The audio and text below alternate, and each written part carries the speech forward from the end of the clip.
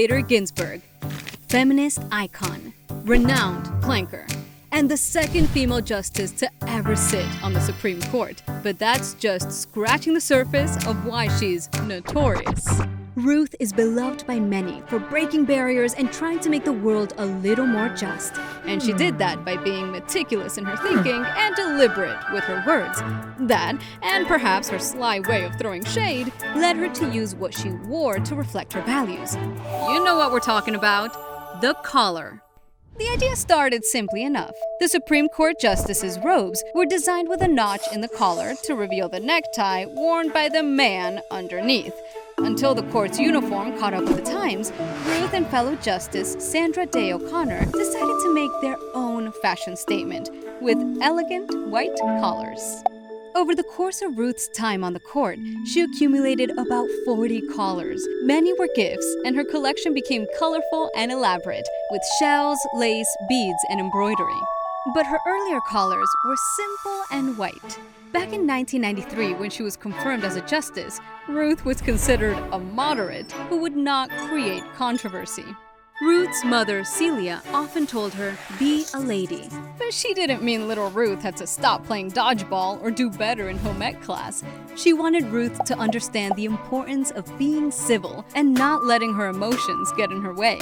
It was advice Ruth took to heart, even when she got her law degree and she was turned down repeatedly for jobs and was paid less simply because she was a woman.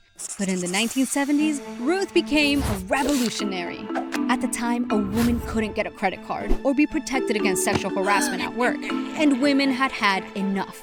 There were marches, sit-ins, and demonstrations taking place all over the country. Ruth did her part. Not by protesting, but by taking on legal cases about tax deductions, military housing benefits, and the legal drinking age. Ruth believed that lasting change happened slowly and methodically. Over the course of her career, case by case, Ruth fought like a lady and chipped away at systemic discrimination. And one of the ways she did that was by fighting on behalf of men who defied gender roles. Ruth believed that women would never truly be equal until men took on half of parenting and household responsibilities. Her husband Marty was her partner in every way, often putting her career before his own and cooking more than his fair share of family dinners. Ruth and Marty didn't follow norms, and she wanted everyone to have that option. She took on Stephen Weisenfeld's case to make that point. Stephen's wife Paula had died giving birth to their son. She had been the breadwinner, and they had planned on her working and Stephen staying home to raise their child. Stephen was determined to stick to the plan, but there was a problem. Under the Social Security Act, only widowed women were entitled to financial help in raising a child. Ruth went to court and argued for Stephen, for stay-at-home dads, for working mothers, and for children, and won a unanimous decision. The case was part of her master plan to change norms and legal precedent by proving gender-based discrimination hurt men too. Ruth figured the all-male Supreme Court would sympathize more with a man facing discrimination than a woman. And years later, when she couldn't get her fellow justices to see her point of view, how could we not talk about this collar? It's the dissent collar, her signal that she was not happy about a decision made by the court. Even as a justice, Ruth was always looking to make her case, so she wrote thoughtful dissents, like when a 2013 decision struck down voter protections that had been proven to curb racial discrimination. She wrote that getting rid of something that worked was like throwing away your umbrella in a rainstorm because you are not getting wet. One of Ruth's most important dissents as a Supreme Court justice led to real change. In 2006, the Supreme Court heard a case about Lily Ledbetter, a woman who worked for Goodyear for almost 20 years and was paid $15,000 a year less than her male colleagues in the same role.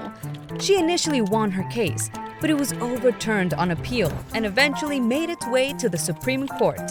They ruled against Lily, saying she had filed her charge too late and Goodyear couldn't be held responsible for discrimination that had happened years before. But Lily had only learned about the discrimination shortly before her retirement through an anonymous note. It wasn't fair, and Ruth said as much when she read her dissent from the bench, which was not normal practice. In it, she slammed the majority for not understanding how common gender discrimination in pay is and how hard it is to uncover. She threw down the gauntlet by saying, "Once again, the ball is in Congress's court. The legislature may act to correct this court's parsimonious reading of Title VII." And they did. In 2007, several members of Congress introduced legislation that would change the law so the next Lily can get justice. In January 2009, Congress passed the Lilly Ledbetter Fair Pay Act, and it was the first piece of legislation President Obama signed into law. Though women today still only make about 80 cents for every dollar a man makes, and even less for women of color, Ruth Bader Ginsburg worked tirelessly to ensure she left us all a better world than the one she lived in. A world where women can control their finances, their body, and their destiny, and where men are not limited to being breadwinners. A world where we all can live our lives as we dreamed.